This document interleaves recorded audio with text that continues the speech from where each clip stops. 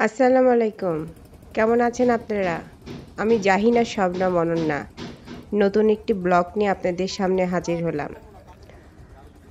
কিছুদিন আগে ঢাকায় গিয়েছিলাম বেড়াইতে। ঢাকা থেকে হঠাৎ করে প্ল্যান হলো যে আমরা নিকলি হাওরে যাব। যেই কথা সেই কাজ। নিকলি হাওরে যাওয়া হলো। হাওর দেখতে খুবই সুন্দর। আগে কখনোই জানতাম না হাওর এত সুন্দর হয়। তো অষ্টগ্রামে যাওয়া হলো। অষ্টগ্রাম সবাই মোটামুটি জানেন, পপুলার একটা প্লেস। জার্নি করতে একদমই ভালো লাগে না, তারপরও জার্নি করে যাওয়ার পর ওখানকার প্রাকৃতিক দৃশ্য, হাওর, অষ্টগ্রাম এগুলো দেখার পর অনেক ভালো লেগেছে। তাই ছোট্ট একটি ব্লগ আপনাদের জন্য তৈরি করলাম। অষ্টগ্রামটা দেখতে আসলেই অনেক সুন্দর। গ্রামে যাওয়ার পর পুরো গ্রামটাই আমরা ঘুরে দেখেছি। গ্রামে প্রচুর মানুষ, ঘনবসতি বলা চলে। এদের জীবনযাত্রা একটু কঠিনই, চারিদিকে শুধু পানি, মাঝখানে ছোট্ট একটা গ্রাম। এর মধ্যে এরা আছে। এখন অবশ্য ফেমাস প্লেস হওয়ার কারণে বিভিন্ন পর্যটক বলা চলে আসছে। ঢাকা থেকে হোক, বিভিন্ন জায়গা থেকে মানুষজন ঘুরে বেড়ানোর একটা প্লেস পাওয়ার কারণে বেশিরভাগই মানুষ এখানে এসে চলে যাচ্ছে, ঘুরে যাচ্ছে। গ্রামটা দেখতে খুবই সুন্দর। গ্রামে যাওয়ার পর আমরা গ্রামের ভিতরেও গিয়েছিলাম, পুরো গ্রামটাই ঘুরেছি। গ্রাম চারিদিকে পানি, আর গ্রামে প্রচুর ঘনবসতি। ছোট্ট একটি গ্রাম, অষ্টগ্রাম।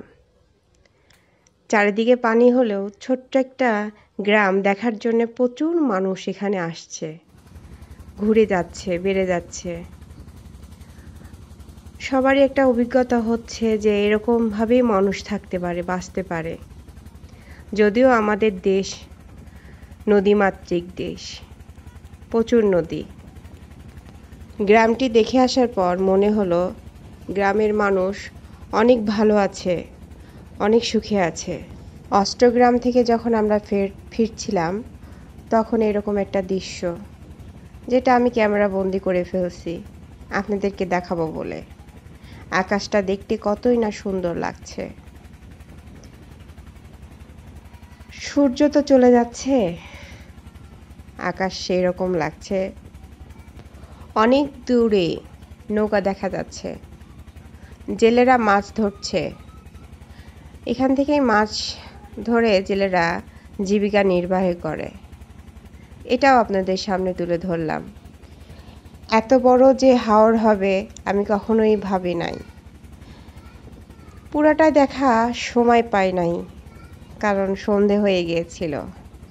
যারা যারা বেড়াইতে এসেছিল সবাই এখন চলে যাচ্ছিল যে যার গন্তব্যের দিকে।